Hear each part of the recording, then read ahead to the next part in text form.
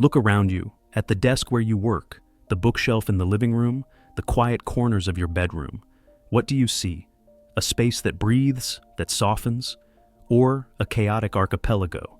Stacks of papers, shelves overflowing, the low hum of visual noise tightening your mind, constricting your thoughts. The world out there keeps shouting, more things to buy to fill every gap in your life. And your home, meant to be a sanctuary, has become a victim of this fullness. But what if the secret to a peaceful space isn't in what you add, but in what you dare to let go? Pause for a moment. Maybe the answer to chaos isn't more organization, but less. It's space. It's deliberate silence. In Japanese, it's called Ma, the gap between two objects, the breath between two moments, the delicate boundary where the eyes can rest. When Ma appears, the room relaxes, and so does the mind. You don't need another clever gadget to find peace. You need a pause, a rhythm, a gentle choice to subtract, to deepen.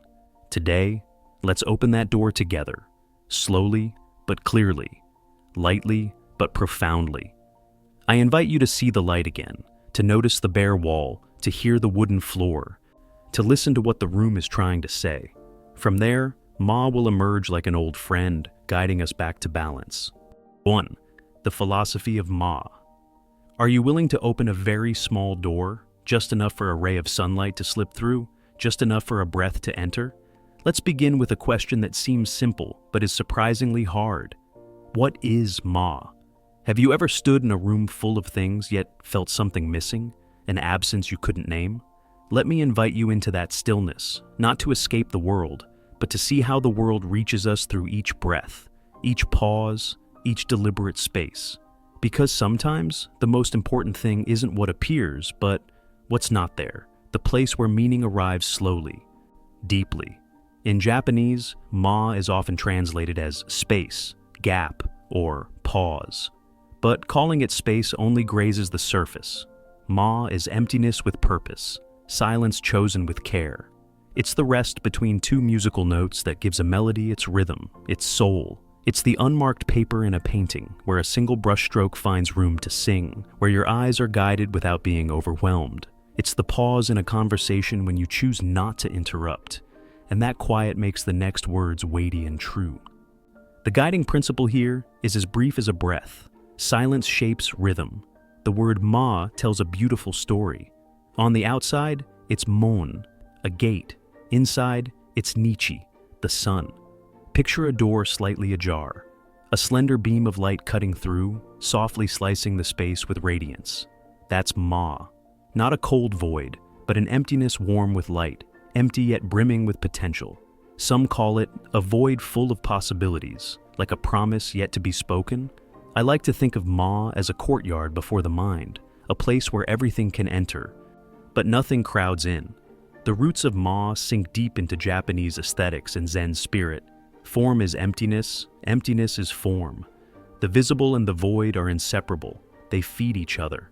Unlike the Western habit of filling every space, covering walls, crowding tables, fearing emptiness like a lack, Ma chooses less to see more. It's the beauty of subtraction. In a home that embraces simplicity, what's removed matters as much as, if not more than, what remains. Because when you take away, meaning emerges. Another guiding thread. Like a red string, less to be whole. You can see Ma in every corner of Japanese art. In Ikebana, the art of flower arrangement, it's the space between branches and blooms, the balance of high and low, slant and straight, that creates a composition that breathes. Fill it up, and the bouquet suffocates. In calligraphy, the white space around each character lets every stroke breathe, bold where it needs to be bold, delicate where it needs to be delicate. And in Karasensui rock gardens, the vast white sand isn't mere background. It's the sea, the sky, the infinite. The rocks are just islands starting a conversation. The rest, left for you to imagine. Because Ma trusts you, it hands you the power to complete the picture with your own heart. But Ma isn't confined to museums or meditation halls. It's at the tea table in the late afternoon, when you set down a single cup instead of a tray of accessories. It's on the bare wall behind your reading chair, where light glides and lingers. It's in the moment you pause mid-frantic tidying to ask, does this make me breathe deeper? When an object has space around it, it's truly seen. When a thought has a pause before and after, it's truly understood. When a person has a moment of stillness in their day, they're healed. We talk about focus as a skill, but first, it's a space, a place not yet claimed, a neat principle, folded like a crease, empty to see. The practical power of Ma is far from abstract. It's a courtesy to your eyes, a kindness to your nervous system. Fewer sharp edges, less visual clutter, and the brain stops straining to smooth out the noise, freeing energy for what you truly care about. When you leave space between objects, you honor the path of light. When you leave space between tasks, you reset your natural rhythm. Seen this way, Ma is a way of living with amplitude, not grasping everything at once, not filling life with stimuli. A small phrase to pin to memory: space is the shelter of attention. So, when a room feels stifling, the problem isn't just too many things, but not enough Ma. Not enough room for breath to pass, for the gaze to rest, for meaning to crystallize. You don't need another object to find peace. You need a choice to leave space. And when you choose emptiness, you shift your stance, from accumulation to intention, from possession to preservation, from noise to quiet. Try closing the door halfway, letting a thin ray of sunlight slip in. Try asking a small question before placing a large object. Try listening to the sound between sounds. There, Ma is waiting. There, the room and you begin to breathe. 2. Decluttering with intention. Would you like to try a small act of subtraction right now, just with a breath longer than usual, just with a decision as light as setting down a key? We'll start not with a loud, grand purge, but with a quiet conversation with your space. I call it the Great Subtraction. Not a frenzied afternoon of clearing everything out. Not a panicked rush to stuff things into boxes. This is a mindful journey to create Ma. Intentional space, supportive silence. The guiding principle to open this door is simple. Space is wealth.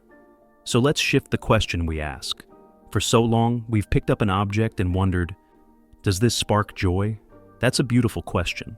But with Ma, we go deeper. Is this object worthy of the space it occupies? When space becomes precious, an empty corner stops being a void to fill and becomes a resource to protect. Space gains value. Silence gains a voice. A short reminder to anchor the feeling, worthy of the space. Start small so your heart doesn't feel overwhelmed.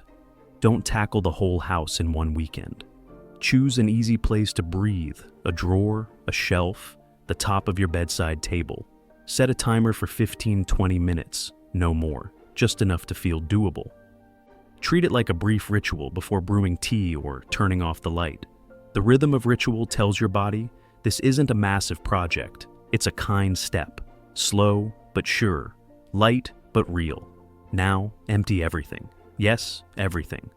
Return the shelf to a clean white surface. Return the drawer to a field of light. Step back and look at that emptiness like you're gazing at a lake at dawn. You'll see potential. You'll hear the room's breath. This moment matters. It's your before snapshot of Ma, the raw beauty of not yet full. The next guiding principle, like a call to action. Create space first, decide later. Now, touch each item like you're meditating with your fingertips. Don't rush. Let each object tell you why it's here, then sort them with 4 clear, deliberate rhythms. Keep, relocate, give away, let go. Let the tabletop become a small map of choices. When you place something in keep, thank it for its function or its warmth.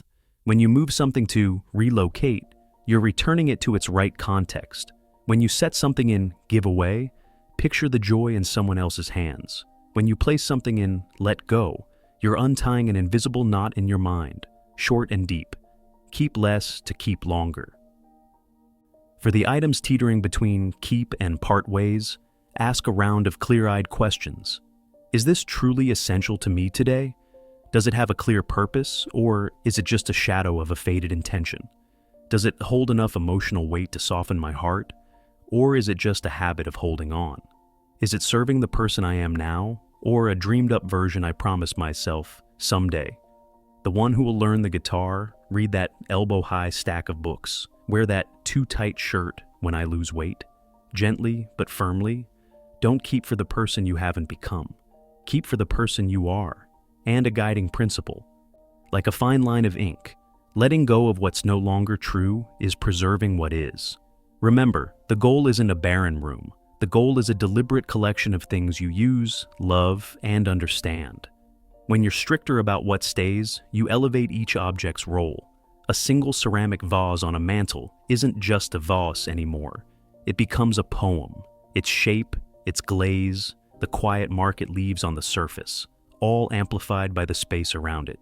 That's the power of Ma. Less becomes a megaphone for enough.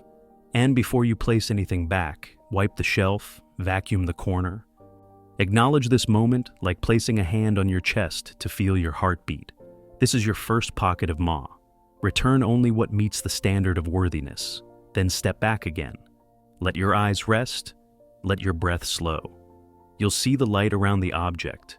You'll see the small path of your gaze. You'll hear the noise fade like rain clearing.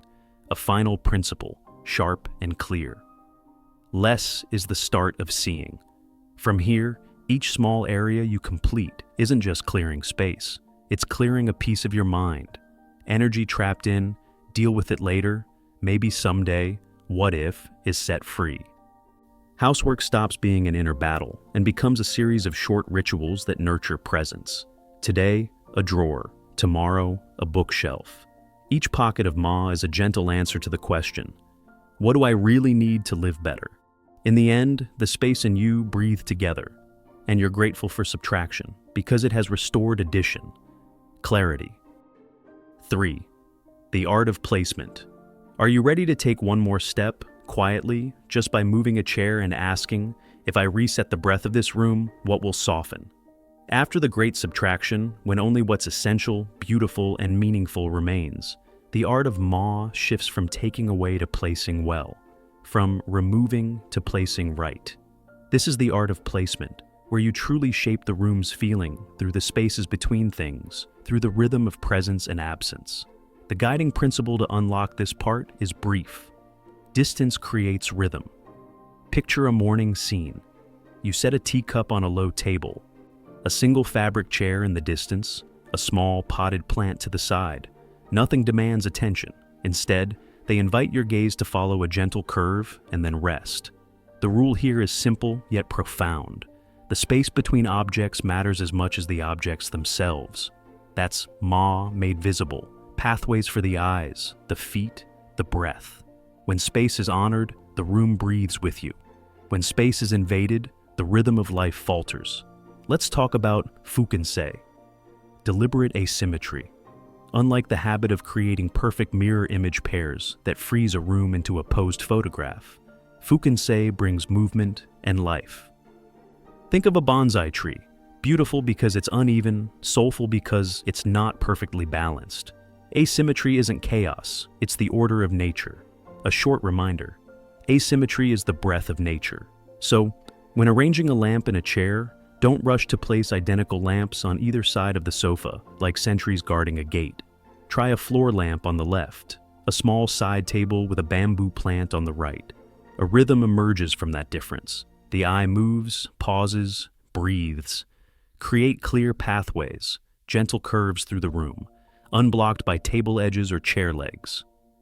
Those pathways are functional, space for the body to move without collision, for thoughts to flow without interruption. And please, don't push every piece of furniture against the walls. The center of the room will go silent. Try floating a sofa or a pair of chairs a little away from the wall. A small gathering forms, warm and alive. Strangely, pulling furniture inward often makes the room feel larger. Now, a word about lowness. For a true Ma space, prioritize low, compact, purposeful pieces. Low furniture, a hallmark of many Japanese homes, grounds the body, draws the gaze to a slower rhythm, and makes the ceiling feel higher. A low tea table, a slender bench, and when needed, zabuton cushions that can be tucked away, returning the floor to other uses. Low to deepen, placing low pulls awareness closer to the present. closer to the floor where the heartbeat is easier to hear. A tiny but rich principle, low to deepen. Every item should have a reason to be there. If it's just pretty but serves no purpose, it risks becoming visual clutter. A vase can hold flowers or anchor the gaze. A chair isn't just for sitting, but can shape a view that guides light. When an item is both beautiful and useful, it becomes sustainable in your minimalist ecosystem. But something kept just to fill a gap is the seed of disorder. Let utility and stillness shake hands. A gentle reminder, like a soft tap. Purpose earns placement. Then there are walls and surfaces, where the discipline of Ma is tested most. Don't rush to fix every blank space. An empty wall isn't a problem to solve. It's a visual pause, a backdrop for life to unfold. If you hang art, choose one or two deeply meaningful pieces and give them plenty of breathing room. When emptiness embraces a painting, that emptiness becomes part of the art, amplifying its colors and story. On a shelf, a single handcrafted object carries more emotional weight than a dozen trinkets crowded together. Stillness to stand out, less to clarify. To maintain this fragile balance, try a small discipline. One in, one out. Each time you bring something new home, something old leaves. This isn't austerity, it's the discipline of curation. This rule forces you to ask, is the new item worthy of the space, and does the old one still fit who I am today? This slow rhythm keeps clutter from sneaking back through familiar paths. A guiding principle to plant like a flag, one in, one out. And then live with your arrangement. Walk through the room like a guest. Listen to the sound of your footsteps. Notice where your eyes rest. Do they feel calm or restless? Try turning a chair a few degrees, moving a plant half a step, clearing the table before bed. Small as a habit, powerful as a therapy. The art of placement isn't a puzzle solved once. It's an ongoing conversation between you, the room, and the light. It's one way this morning, perhaps different by tomorrow afternoon. When Ma is nurtured, furniture stops being an obstacle and becomes punctuation in the rhythm of your life. Space is the invisible language, writing peace. And when everything finds its place, you'll notice something simple. The gaze has a path, the body has a way, and the mind has a place to rest. 4. Weaving nature and light. Would you like to let nature slip into your home through the smallest path? Through the grain of wood, the scent of straw, a slow streak of sunlight? Let's weave Ma not just with your eyes, but with your skin, your ears, your breath. Because a healing space isn't a flat photograph. It's an atmosphere, a feeling that flows from the palm of your hand to the rhythm of your heart. I invite you to crack open a door, very softly, very brightly. We start with what can be touched. Materials are the voice of the room. Choose voices that are true, warm, honest, unpretentious. When your hand rests on a wooden surface, you hear a forest whispering. When your feet touch a straw mat, you hear a harvest in a small room. That authenticity soothes the nerves because the body recognizes this is a world unmade. Wood is the foundation. Not because it's costly, but because it's close. An oak floor, warm and solid.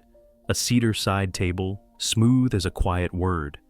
A bamboo screen letting light pass like water. Wood grounds you, gives your eyes a deep brown to rest in between the pulses of light and dark. You can see time on wood, faint scratches, faded patches, soft memories that give the room a history.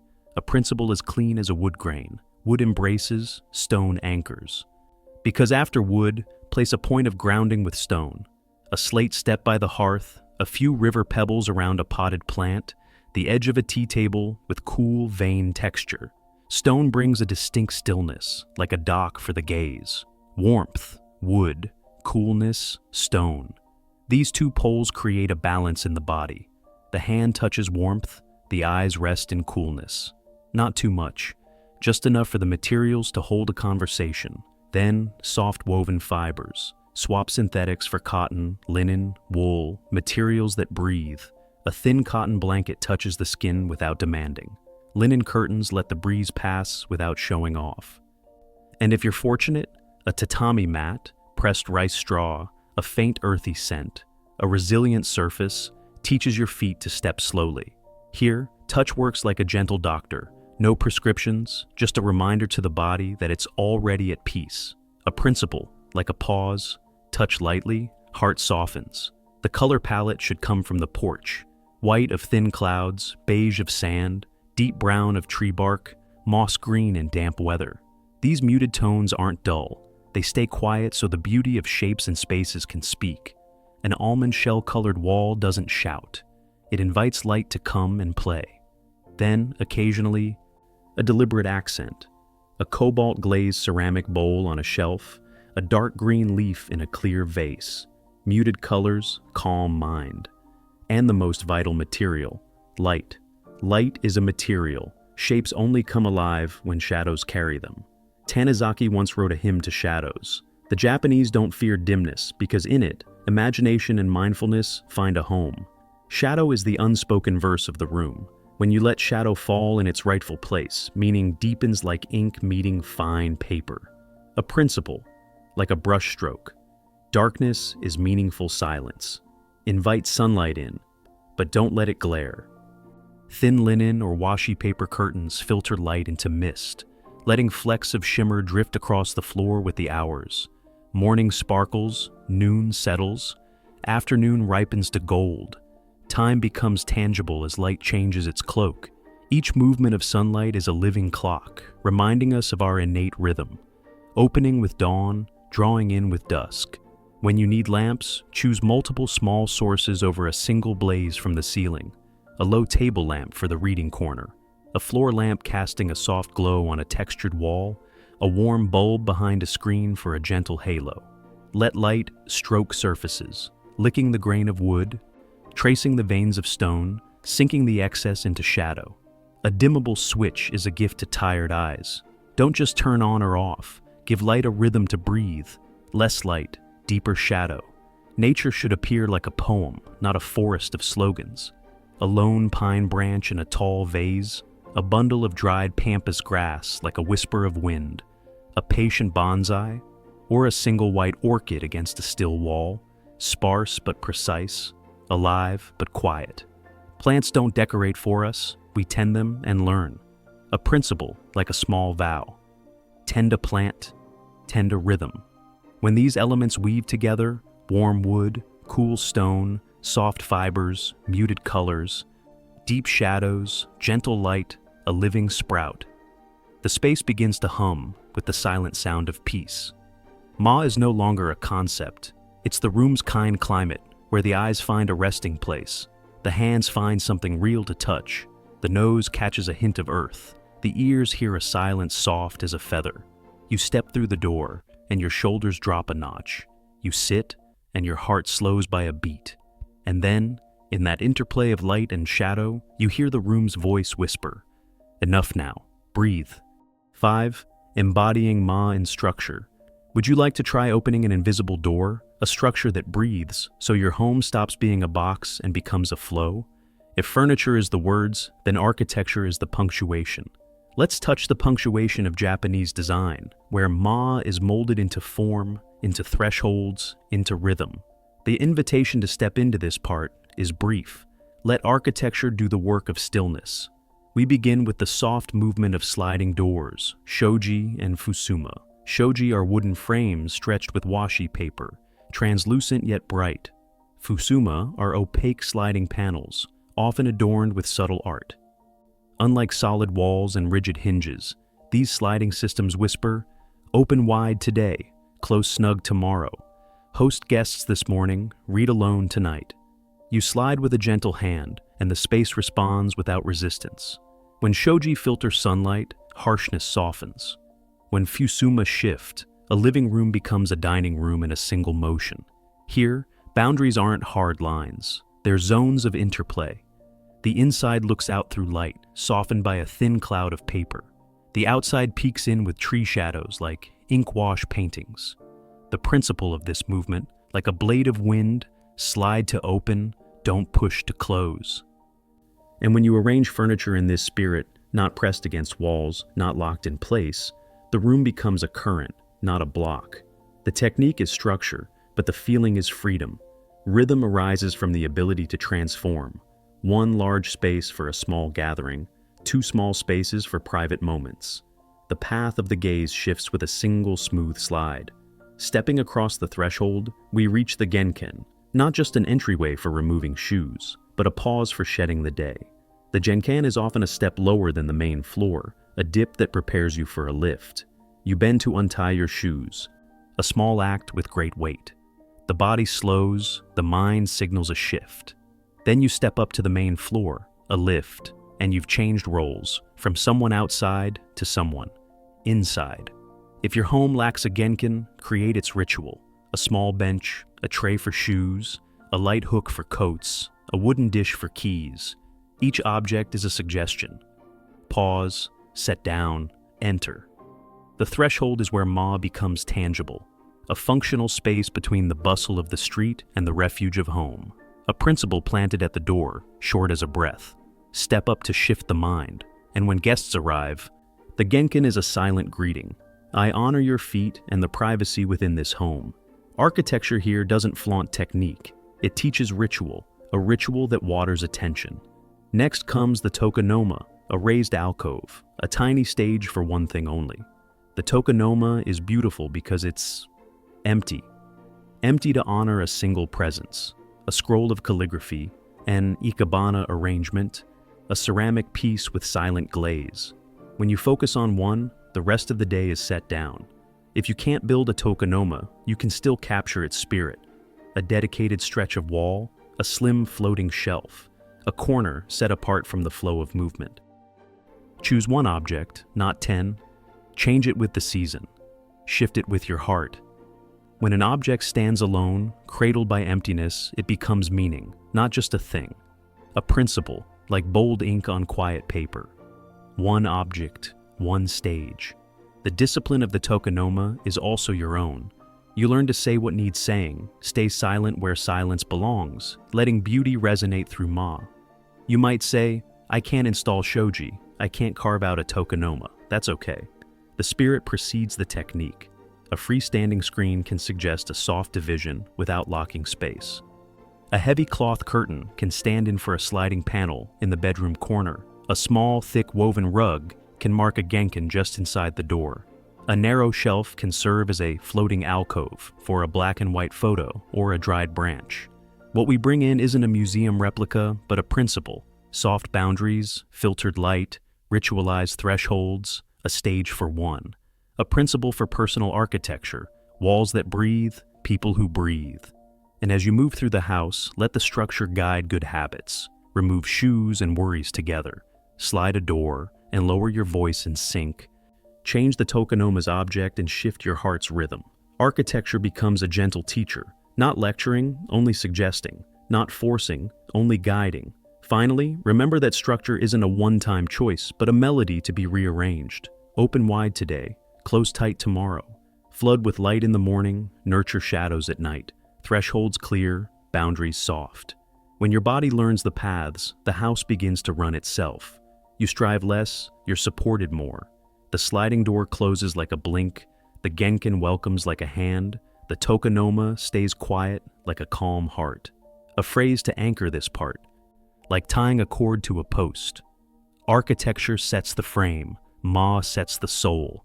And in that breathing frame, your life finds a place to soften, then deepen.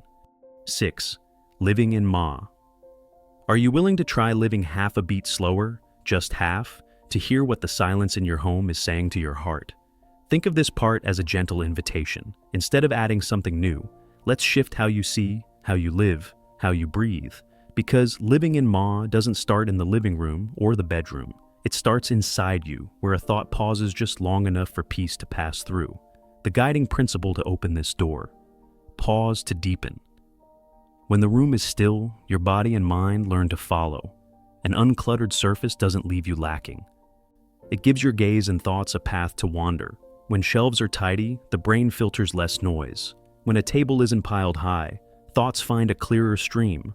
The stillness of objects seeps into your awareness like tea through a filter. Unhurried, quiet, but certain. You'll find yourself lingering longer in one spot, noticing a detail more closely, and fatigue shifts from a storm to a soft rain you can hear. A reminder, short and true. less noise to hear yourself. Start noticing the Ma moments in an ordinary day. In the morning, before the world lights up, with a warm teacup in hand, don't rush to think. Take a sip and count your heartbeats. At noon, before answering a tough question, place a long breath between sentences. That pause makes your response more human, more real. In the afternoon, look at your calendar and keep one slot empty. Don't fill it, because it's not spare time. It's a recovery zone for your nervous system. A principle to anchor the habit. Pauses nurture meaning. Practice at home like playing an instrument. Sit in your space, no TV, no scrolling, just sit. Watch how light shifts across the floor, how the shadow of a chair stretches then shrinks. Touch the wood's grain, smell clean fabric, breathe in for 4, out for 6. At first, stillness might unsettle you. We're so used to constant doing that doing nothing feels like a kind of guilt. But stillness isn't emptiness. It's when the spirit tidies itself. A principle for this small exercise. Stillness is work. Then you'll see objects with new eyes. Each carries a weight, not just physical, but visual and mental. When you consider bringing something new home, you won't ask, "Can I afford it?" But, "Is this worthy of the space I've protected? And is it worthy of my attention?" That mindfulness isn't austerity. It's respect for the peace you've worked hard to cultivate. A principle, like a folded crease, respecting space is respecting yourself. Ma also teaches us to manage time, like we manage objects. A calendar doesn't need to be packed. Keep a white space each day so what matters can breathe. Name those empty slots like you'd name a room. Slow walk, read 10 pages, do nothing. Mute notifications, batch tasks into set hours. Make your phone a tool, not the master of the house. Create a digital Jenkin, a pause before diving into the internet. Ask, "Why am I going in?" before you enter. A principle stretched across the screen. Enter slowly, leave early. In conversation, Ma appears as a form of kindness. When someone speaks, place a small silence before responding. That pause lets their meaning land fully, and it softens your defensive reflexes. You choose to say less to say what matters. Drop extra adjectives to keep the truth. You let a conversation end when it's complete, not dragging it out from awkwardness. In disagreements, you learn to pause at the right moment, so words don't wound what you want to protect. A principle for listening. Fewer words, fuller meaning. In self-care, Ma is a gentle teacher. Making the bed each morning isn't just for looks, it smooths the creases in your mind. Brewing tea is like brewing a calm afternoon. Boil water, wait, pour, wait. Going to bed is like closing a door. Dim the lights, step away from screens, slow the rhythm. When busy, choose fewer tasks but do them deeply. When tired, choose less stimulation but more breaths. Gentleness becomes a lasting discipline, a principle to close the daily rhythm. Choose less to live deeper. And then, you begin to notice the simplest truth. Living in Ma isn't another theory. It's a way of being in each moment. Step through the door, set down the day's weight. Sit at the table, set down the weight of thoughts. Walk through the city. Keep an empty beat between turns. The house helps you remember, the body helps you believe, and time, when given white space, helps you revive. When you hold a handful of Ma in your palm, the rest of life will find its way to its own peace. A principle to carry like a small pebble in your pocket. Keep space for breathing, and you'll have space for loving.